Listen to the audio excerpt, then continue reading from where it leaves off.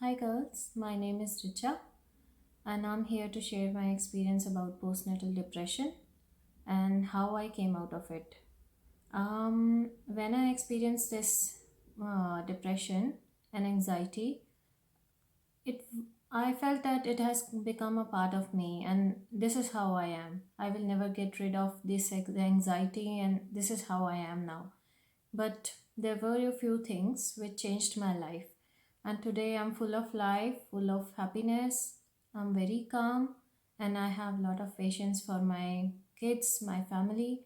I am a second time mother now. I have a small baby who's 6 months old and I have a toddler with me. Actually, not a toddler, he's about to be 4 years old now. And you know how they are, the terrible twos, threes, and now terrible fours. Everything is happening, but I'm keeping my calm. Um, so, first, I want to share my experience about postnatal depression, how bad it was, how severe it was, and how it started. So, mm, there were sleepless nights that happens, and I used to have hallucinations. I used to have fear, anxiety.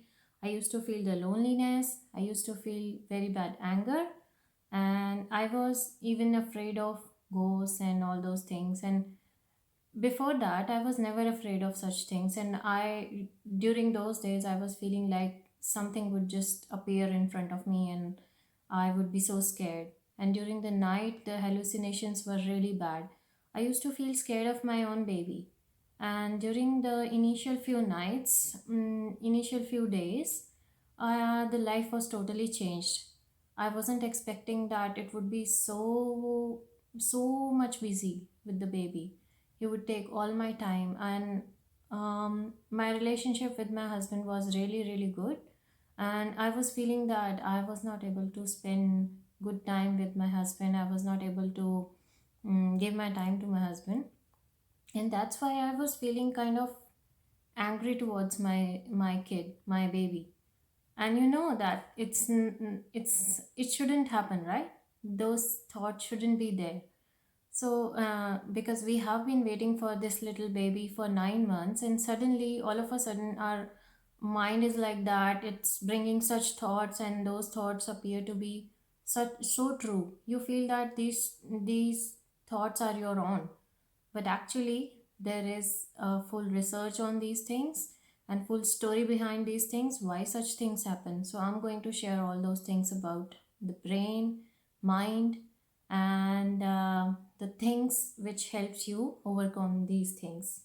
So how does this start and why it started for me? So I had my own stories in my mind. I thought that natural birth is really good, and I should be strong enough to go through the natural pain, natural birth, and everything should go smooth with me. But looking at the condition of the baby inside, the doctor said it should be induced, and baby should come out 2 weeks early. And the things started from there, and it went with my experience of delivery was really traumatic. And because I was remembering those traumatic stories for I think a week or 10 days, I was repeating those stories to myself. I was talking about that to my husband and other people I was meeting those days. And those traumatic experiences were actually depleting me of my energy, and those were actually the negative things. Such trauma has a very bad impact on your mind and your body. So I'm going to talk about that. And any kind of stress or any kind of past experience which is fearful or full of anxiety, anything, any kind of fear, pain, or anything unknown makes you feel depleted. I will talk more about it. So as I said, I'm much better now, and I'm much happier, calmer, and really happy during this time, even during the time of lockdown and COVID. I don't have any PPD during the second time. There were few things which changed 2 years back. I started reading a book and it really made sense. And one thing led to another thing, and I kept reading and I got passionate about it. I just wanted to come out of this anxiety, this depression, and I couldn't live with that forever. So I'm going, and this is my own research. It has worked on me, and I know that many other people, many other mothers are um, working on these things, and they are coming out of their depression and anxiety. So it's important that we should share it with you. And there are actually thousands of people following these things, and it is important that you should know how important these things are and how these can impact you, your family, your kids, and overall your life. There are so many people, so many of you who don't know about many such things. Do you know about the documentary The Secret? Most of my friends whom I meet, I ask them to watch this documentary, The Secret, but they haven't watched it yet. I watched it around in 2017, and since then, I have been following few little things here and there, and I have seen such changes in my life and things happening in my life according to those things. I'm following the positivity. But recently, I have gone deeper into these things, and I'm really passionate about learning about mind, body, and spirit, meditation, and everything. And really, it has made a lot of change in my life. So let's start with the first thing. Let's start about uh, mind, how the brain works. Okay, so the mind has two important parts. So one of the parts actually does the logical thinking. So in the logical thinking, you can think of planning, reasoning, and problem solving, decision making. So this part would work, um, and as the part which works for logical thinking, but there is some other part inside which works like the guard dog for your mind. Any information, whatever comes, first goes to that part. It senses it. Is it a kind of threat to you? Is it a kind of threat?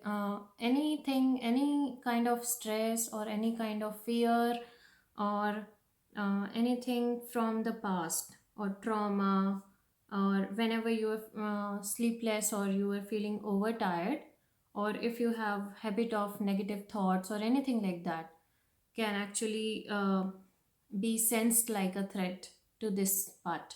So it keeps jumping like a guard dog.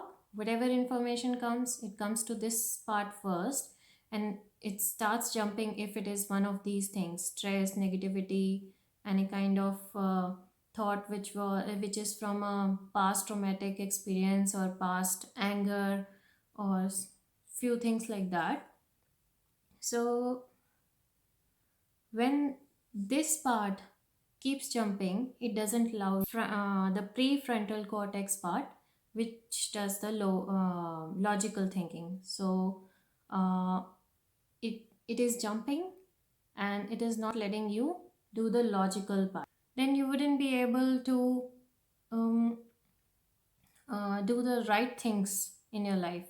When your toddler is creating troubles for you, right then you will feel anger, you will feel anxiety, or you will feel like slapping him or doing something wrong. And many such things happen, right? And such negative thoughts happen. And many, I have heard of so many news about suicides and all those stuff. It goes so bad that you cannot logically think, and your this part keeps jumping, and you are so anxious and so much into chaos that very bad decisions happen in your. So now when this guard dog is jumping, it creates those stress hormones which are very toxic for your body, for your brain, and then adrenaline. Body gets habitual of these hormones. So let me read from the summary I have created for you. Mm, So this body gets habitual of these hormones, and automatically and subconsciously it generates these feelings and hormones. So you can think of a situation when you are going to your office every day 9 a.m. in the morning, and you are stuck in the traffic every day every morning. But today you have taken off, and you are on a holiday mode, and still somehow you start feeling sinking, feeling low, and you don't have any thoughts, you don't have any kind of negative thoughts as well, you don't have anything to be stressed about, still you feel such feeling of feeling low. Why does that happen? Because your body is habitual of those stress hormones. Automatically it will produce those stress hormones, and those hormones will make you feel low. And when you feel low, you generate such thoughts, then again you are feeling low, and then some kind of negative thought would come, and then you would go into that story. Such things happen, right? Or think of another scenario when you mm, keep putting your password on your laptop for your Gmail account or for your Facebook account, and suddenly you get a new phone and you need to put password on your new phone. Then suddenly you can't you do you feel that when you use your keyboard on your computer, your fingers actually type those passwords for you, and when you try to put the same password on your phone, sometimes you get confused. Was it this key or the other key? Then you go back to your keyboard and type it again, and you can do it again. Sometimes your subconscious mind works with these fingers. Your fingers remember it, your body remembers it, but your mind doesn't remember it. This has happened with me many times, and actually then I see that where my fingers are going, how am I doing it so quickly on computer on the keyboard, and then I use that password from there on my phone. So this is a practical experience which happened with me, and this has been mentioned in the books as well. So while I was researching about these things, so when you have stress for very long time, then depression happens, anxiety, and feeling disconnected. All these things happen. So, um, how does the stress happen in animals? Um, so when there is a threat to their life, when there are deers who are grazing grass in the field, and suddenly a tiger comes, and he's looking for some food, and they sense that there is a tiger here. They start running for it. They have a fight or flight response. So they would either fight for it, either they would run for their life, or they would just faint. This happens, right? So they would run, save themselves. They would and once they are okay, once other animal has gone away with the tiger and they are safe, those deers, they would move on. They would eat grass. They would forget about what happened yesterday or just an hour back. They wouldn't keep repeating those stories like we do. We keep those memories. We remind ourselves again and again that this had happened and how you felt, and your body gets habitual of it.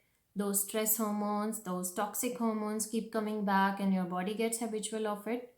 But animals don't do that. They heal, and they don't keep repeating those things, and they don't keep such memories. Once they're fine, right?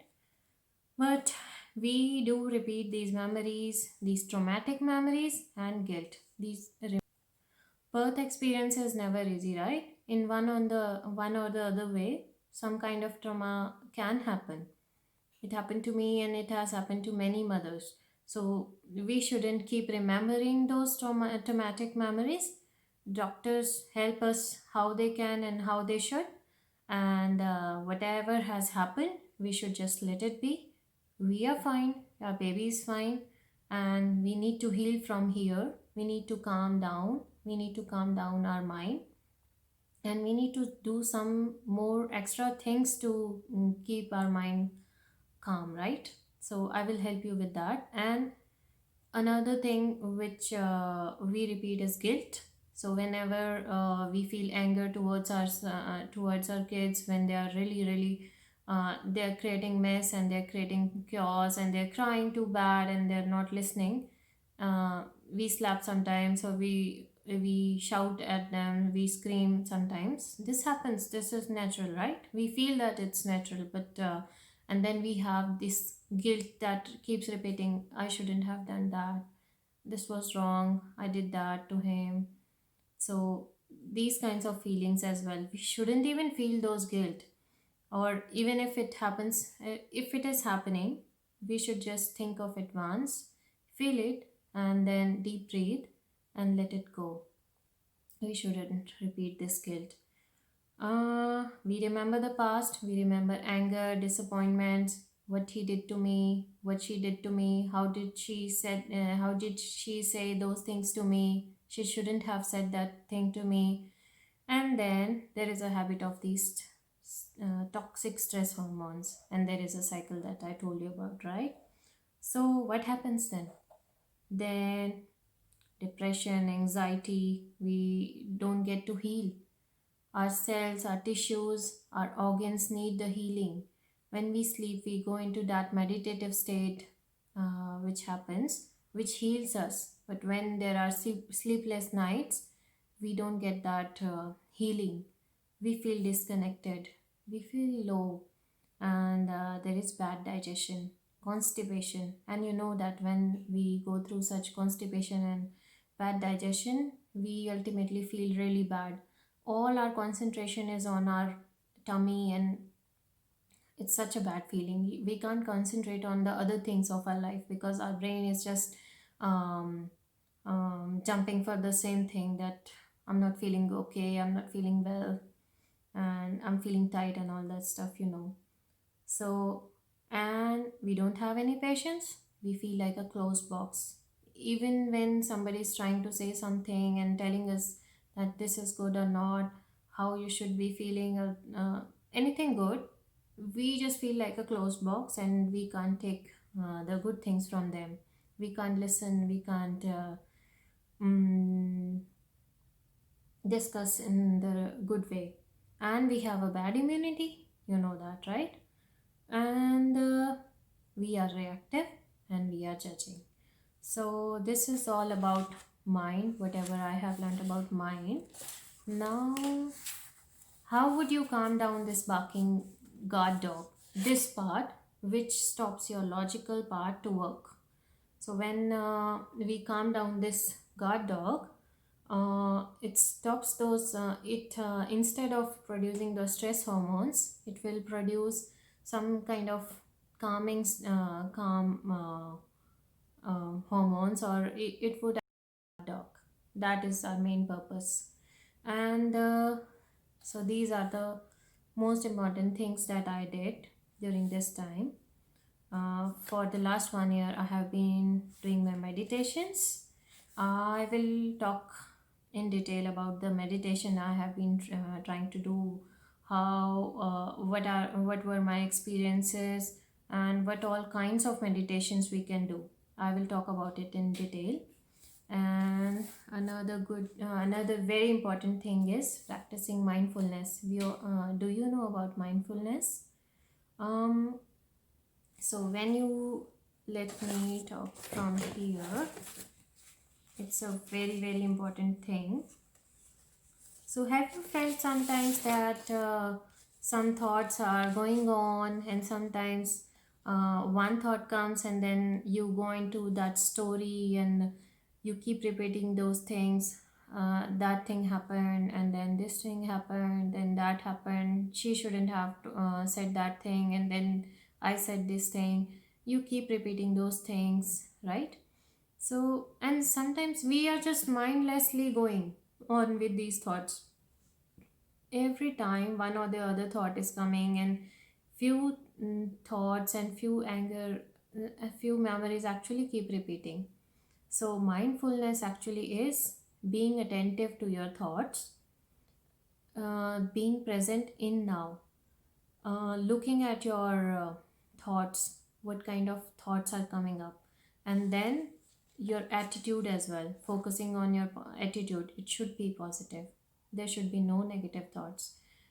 You should be so attentive. Okay, this thought has come, what kind of thought is it positive or negative? If it is negative, stop here right now and deep breathe very slowly. Take a deep breath and fill it in your chest, fill it in your tummy, and then hold it for 2 seconds, 3 seconds, and then let it go out. Breathe out. So do this 4 or 5 times for 2 minutes, 5 minutes, and look at that feeling. How are you feeling? And do the deep breathing. So, and so when we are doing this, we are actually taming our inner critic. You have felt that, right? That your inner critic keeps saying bad things about your own self as well and about other people as well. So we need to tame that thing, and we are attentive of our thoughts. We Our mind is like a monkey mind. It's moving, it's jumping from one thought to the next, like a monkey jumps from one branch to another branch, on one tree to another tree, from past to future stories and all that stuff. So mind has a tendency to criticize, judge people, situation, yourself, and past and future. Keeps on moving from one thought to another, like a monkey randomly jumping from one branch to another. I have already said that. So you need to be aware of your thoughts, feelings, and surroundings, erasing all the shoulds and shouldn'ts, accepting everything, accept and move on, letting go. And your perception should change. If you have some kind of pain in your tummy, in your back, if you have backache, take it as a sensation. Just say that you have a sensation in your back. You don't call it pain. Just say I have a very strong sensation in my back, and deep breathe and do some meditations for pain. It will help you. I can guarantee you that. I can promise you that. So your perception should change from pain to strong sensation, and very soon your mind will stop taking it as pain and you will forget that pain. Okay, so what does this do? Your brain becomes healthy and clean, it becomes positive, and you are repairing your unpleasant mood states. You forgive yourself and others, let go and accept. You breathe deeply. And how do you do this mindfulness? Listen to the birds, watch the clouds, and you can use your senses as well.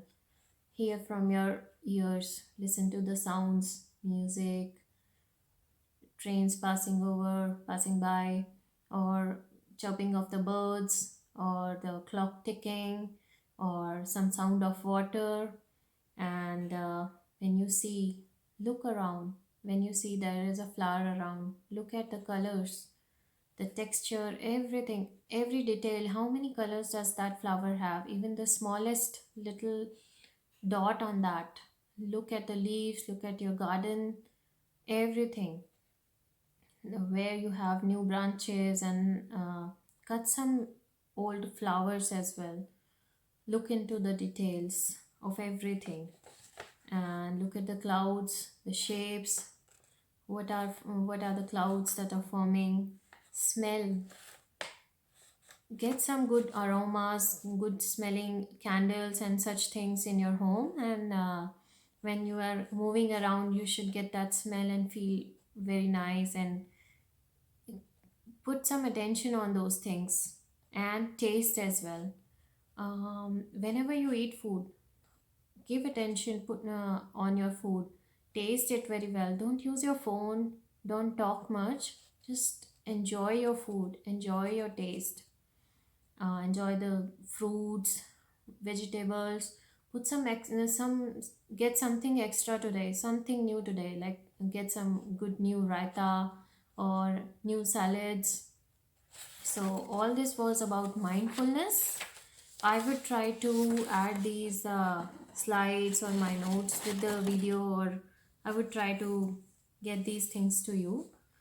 So, second thing I wanted to talk about, okay, so we have to move on to the other stuff as well. So, I have said that we should do the meditations, you should practice the mindfulness and being attentive of your thoughts and being in now, being in present, and about your attitude as well. It should be positive and not going into negative stories and traumas. And then most important other thing is count your blessings. Start your day with a good affirmations. You can go for a meditation with affirmations. So I am confident, I am happy, I love myself, and all those things. And count each small blessing. Thank the sun, thank the flowers, thank the plants you see. Get some indoor plants and be thankful that you have a healthy child, healthy family, and there is love in your family. Be thankful for the comforts you have in your home and the colors you have in your home and being busy in your home. Be thankful for that as well. And one more major thing is I learned from my books that I was resenting a few things. So when I was going to my job 2 years back, my job was a bit far. So I used to take a train and I used to go by a train, and it took me around 1 hour and 15 minutes to reach my office. And during that time, I would feel I'm wasting my so much of my time in the morning and evening. I'm not spending this time with my child. But then there was this time when I could read my books or I could watch some series. I could enjoy that time as well, right? You have a choice to be happy in anything in every way. And that time was only mine. There was no child here with me, and there was no work with me. I couldn't do any work in the train, but that time was only for me, my passion, reading or watching anything good I like to read. So keep counting your blessings. And there was another thing that I was also resentful about waking up in the morning, and I used to start my day with a negative thought. Why am I living so far from the city, from my office? Why do I need to go to office every day? So while reading the book, I realized that my day starts with a negative thought. Instead of this, I should be happy that I have this job and I'm getting the money out of it for my family, and we are getting so much from my job. And the start of my day should be happy. And I started accepting that thing. I started being happy about waking up early in the morning. And from there on, I tried to change all my attitude about negativity, about being resentful for anything, uh, and even removing all kinds of resistance from my mind about things. Whatever I need to do, I would do it with pleasure. I would be happy that I'm doing this. I need to do it, so I should be happy doing it. And okay, so there are few other things as well. Take rest, take medicine if prescribed. This is all my own experience, that meditation and mindfulness, all that stuff helps us. But if you have really bad depression and anxiety, these things will help. But maybe medicines of some kind of hormones, positive happy hormones medicines might make it easier for you. I sometimes feel that I should have taken it in the start. I was actually trying to hide this from the midwives, from the doctors, that I was going through the depression and postnatal depression and anxiety. I thought they would take the child away from me. And I was trying to negate that I had this depression. But somehow I was thinking that I'm coping, but actually, uh, I realized later that it was anxiety and it was going really, really bad. And I'm happy, I'm glad that I'm out of it now. So that's why I'm here to help you, to guide you with my own experience. So there are other things as well. Take rest and breathe, deep breathing. Do the deep breathing. Deep breathing is like, uh, uh, in Hindi, we call deep breathing as pran. It's life. When we take in the deep breathing, we take in the oxygen and it goes to our brain, it calms us down, it's good for our body, for our blood, and everything. You know that, right? So do the deep breathing, not just once or twice in a day, but I would say at least 5 or 7 times a day. So whenever I cook food, or I go for a bath, or I go for a walk, I wouldn't think of anything. I wouldn't go into any kind of stories. I would just deep breathe. Whenever I would cook food, I would do that. And mm, walk outdoors. When you go out, do the deep breathing. You can also do the walking meditations. And when you go out, do the deep breathing and take in lots and lots of oxygen and drink lots of water. So in the morning, I start my day with warm water in a bottle, and I actually fill up 7 or 8 liters of bottles in the morning for myself, my husband, and I have tried to incorporate the same habit in my son as well. That water helps in digestion and it's good for the health. And then mm, we have talked about most of the things. Last thing is take the supplements as well: vitamin D, calcium, iron, multivitamins. If there is deficiency of vitamin D and vitamin B12, then also your brain can't function really well. So you need to calm down this guard dog I talked about earlier. And I also read a book which I told you earlier, and it changed my overall thinking and everything. It enlightened me. It actually changed me. It gave me an idea how I was going through in my life. How how should I say? So I would share the experience from my book as well in the next video. Thank you.